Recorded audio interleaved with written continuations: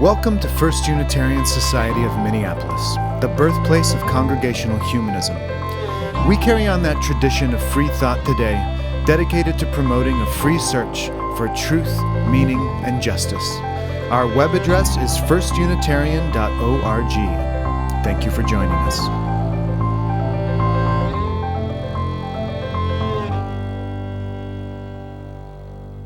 Welcome, everybody. I'm Mickey Morissette. I use she, her pronouns. I've been a member of this congregation, I think, 12 years now.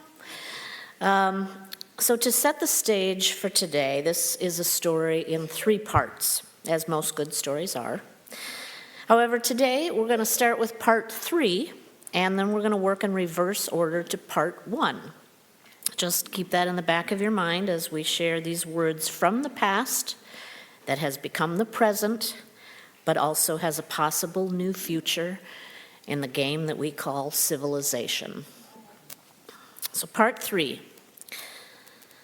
Our Reverend Raymond Bragg gave a talk at First Unitarian Society in December 1935 called "If Fascism Comes." And thank you to George Green, who helped me track this down. We were archivists together on a lot of the past talks, and he helped me figure out where all of our talks on fascism were. Bragg started off talking about the dystopian novel that was written by Sinclair Lewis that year called "It Can't Happen Here," which was a story about the rise of fascism in the U.S.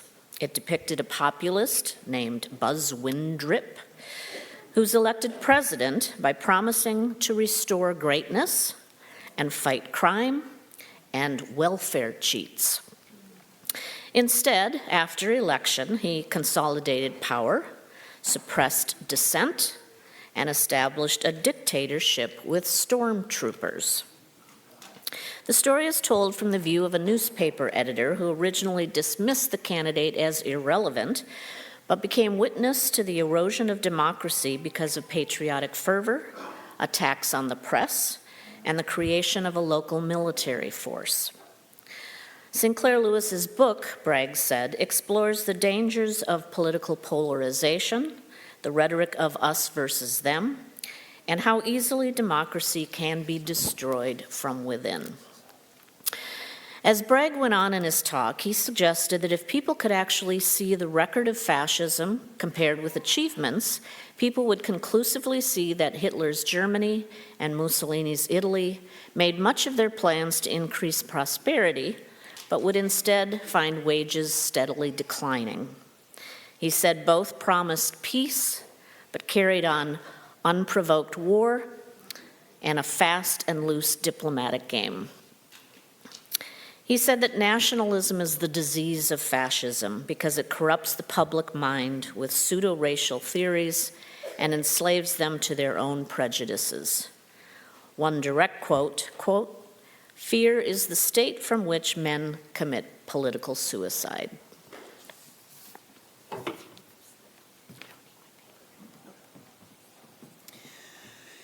So this is part 2. In 1932, a few years before Raymond Bragg gave that talk, Reverend John Dietrich came back from Germany and gave a talk here called "My Impressions of Germany."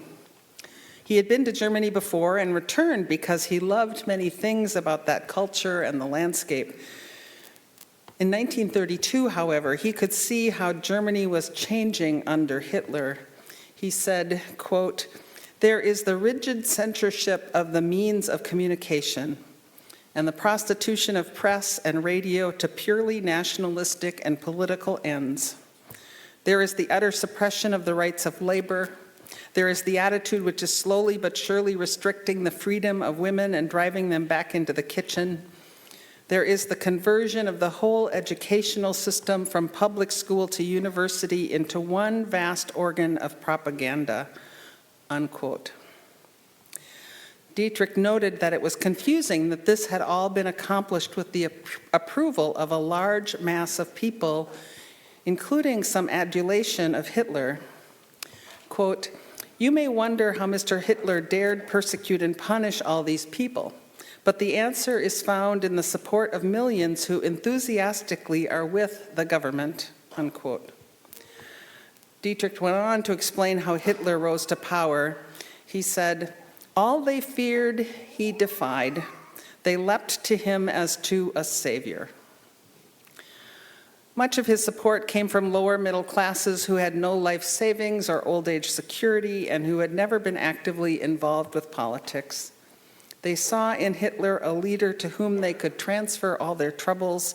His sense of marching shoulder to shoulder with pomp and flair offered an escape from the harsh realities of the present, an escape that would lead the country to its rightful place of superiority. It was thought, Dietrich added, that German industrialists had given considerable financial support, partly as a means of crushing strong trade unions, and because they thought wrongly, they could eventually control Hitler.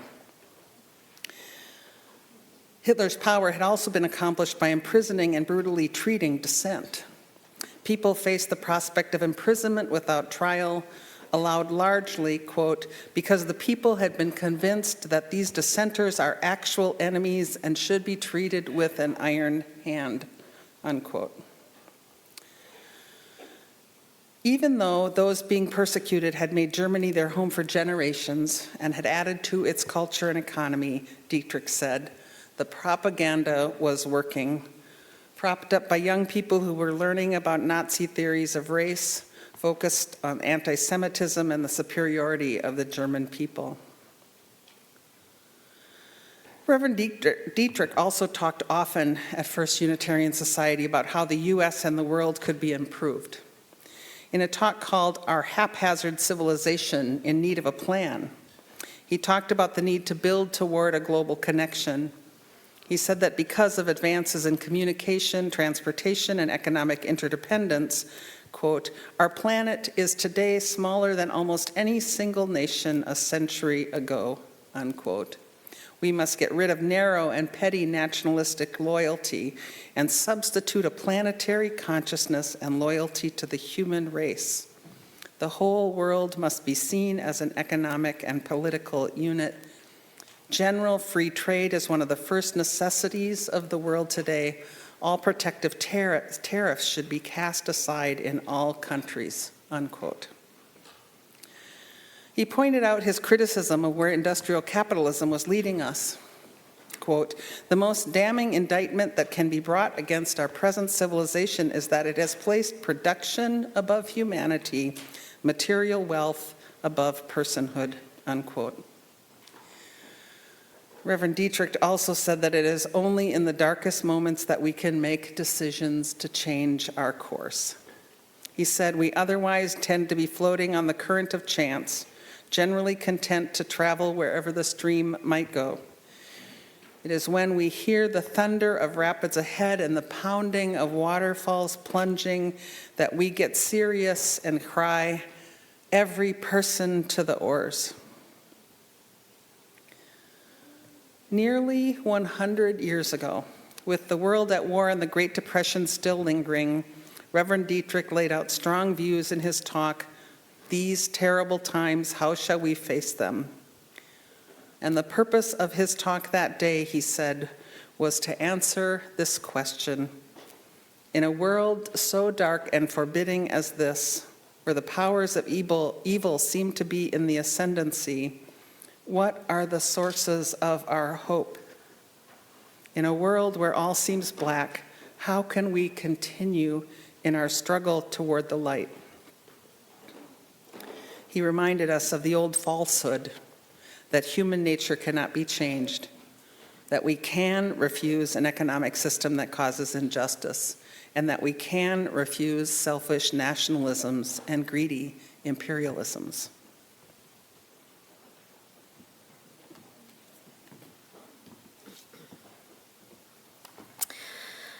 Which leads us to part one. As introduction to this group of excerpts, let me first ask, how many of us have ever played the game Civilization, which was a board game in the 1980s and then a computer game in the 1990s? I loved that game.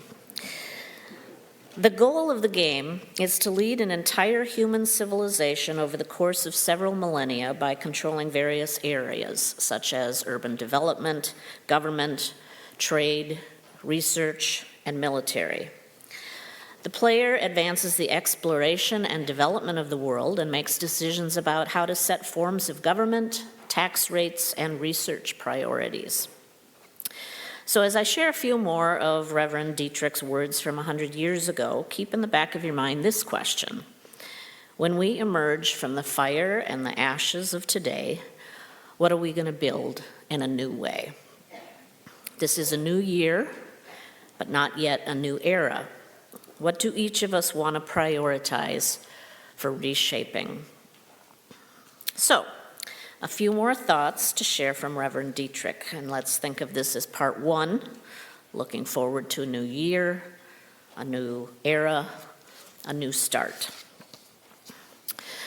In his talk, Can Man Be Civilized?, Dietrich said that one difficulty in the early years of humanization of all people was that many people originally had learned that it was every man and every tribe for himself. As cities evolved, systems established a social order of industrial, educational, and political systems that took care of sanitation, traffic, housing, business.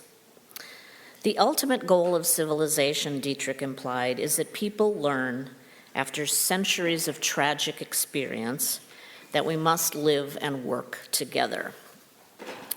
Dietrich's talk was inspired by reading a 1932 book called Can Man Be Civilized? He talked about how pervasively, despite human intelligence, we cling to old ways of doing things. Our propensity toward warfare, for example, was a failure of intelligence to master the problems of human relationships. Another failing of intelligence, he said, quote, is the persistence of poverty, utterly inexcusable today when machinery has made possible sufficient production to satisfy the needs of all. We also fail to use our intelligence, Dietrich said, in the way we treat crime. Despite the development of psychology, we fall back again and again on the idea that punishment will prevent crime. A more intelligent system, he said, would be to have trained professionals to, quote, houses of correction interested in the restoration of the lawbreaker to normal citizenship by well-established scientific methods. He talked about how the great increase in private wealth in the U.S. was in the hands of a few individuals, and that's what led to the Great Depression, when our, quote, power to produce goods far outstripped the ability of the consuming public to purchase what was produced. He reiterated that for humankind to thrive, we need to interrupt the influence of the customs of the past and boldly plan our future. Quote, the sciences of life, man, and society now enable us, if we will, to build a utopia on this earth. Where we go from here is a challenge to human imagination and social engineering. I'll offer Reverend Dietrich's thoughts from one more talk delivered at First Unitarian Society in March of 1932 called Grounds for Hope in the Present Chaos. He pointed out that we've been in dark times before and endured. We planted in wilderness, cultivated knowledge, emancipated women, and abolished human sacrifice, slavery, and other ills. Yet industry, he said, also gave us a materialistic philosophy, quote, a commercialized life that has sapped the vitality of all of our idealism. During this wonderful development of industrial civilization, we have plunged into a wild orgy of selfish exploitation and reckless greed that has made us appear to be great and strong and prosperous. In the process, he said, we have neglected and forgotten that the body needs an equally great mind and heart. In the current crisis, he said bluntly, people have found, quote, our industrial leaders mere selfish exploiters, and our supposed statesmen only petty politicians. However, Dietrich said, quote, "The basis of hope lies in the worldwide restlessness of these times. There has been only one age in human history that in its restlessness was comparable to the present time, and that was the period of the Renaissance. It was the age of great thinkers and great explorers. Everywhere there was the stir of new life, new opportunities, new ambitions." He said, quote, "In our hearts must germinate those seeds of a new and better conception of human life, which may survive the deluge that impends." So, to conclude today's talk about the past, that is the present, and leads to our future, I think of all of us as players in the game of civilization. Sometimes, in moments of despair about where our civilization currently is, I imagine what it might be if we cleared the game board and started again. How would we prioritize things differently, learn from past mistakes, and change old ways of doing things? As many of you know, I am the publisher of Minnesota Women's Press magazine. This year, we've launched a new series called Future Forward, which is focused on the imaginative and everyday leadership for systemic change. I invite you today to participate in a kind of brief public opinion assignment.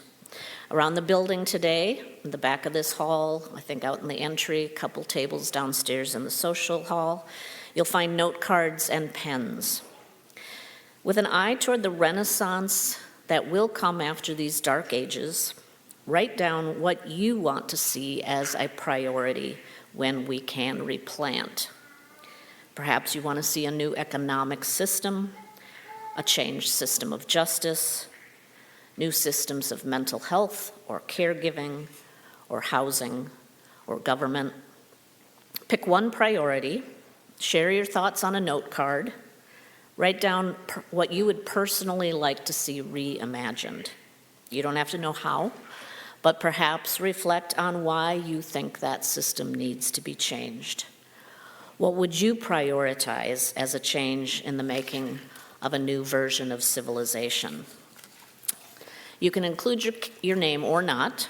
I'll collect these notes at the end of social hall today and write a commentary that will appear soon at womenspress.com, offered as a link also in our FUS group conversation board about what we want to see refashioned in the future.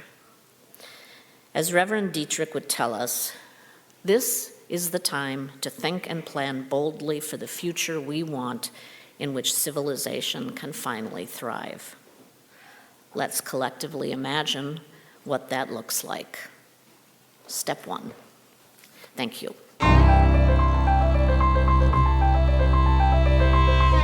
Thanks for listening. You can find much more about humanism and what's happening at First Unitarian Society of Minneapolis by visiting our website at firstunitarian.org.